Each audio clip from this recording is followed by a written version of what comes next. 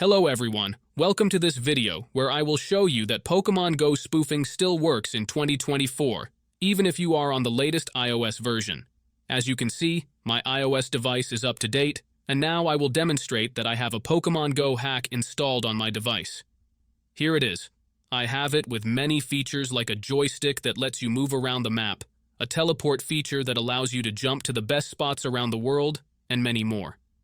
I don't want to make this video too long, so I won't show all of its features.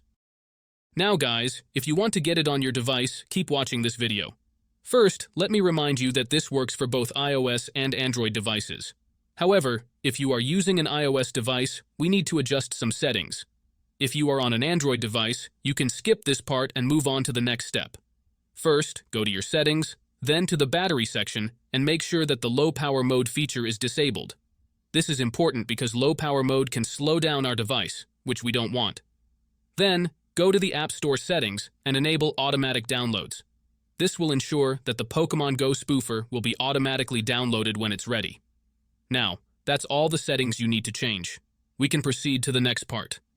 What you need to do next is open up your internet browser, in my case it will be Safari, and go to the website called lucidapk.com. Lucidapk.com is a website where you can find many modded apps and games with amazing features. Once you are on the website, search for Pokemon Go and click on it. Here you will see some information about the app. To start the download, click on the blue download button and wait some time for the installation to finish. However, there is one more step that you need to complete before you can finish the installation. This step may vary depending on your device model and operating system, and usually involves some pretty simple steps. Don't worry, this step is very easy and quick, and there will be a video tutorial on how to complete it. Just follow the instructions and you should be fine. Once you complete it, you will have the spoofer on your device. So, that's it guys.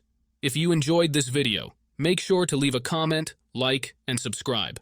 Thanks for watching, and see you next time.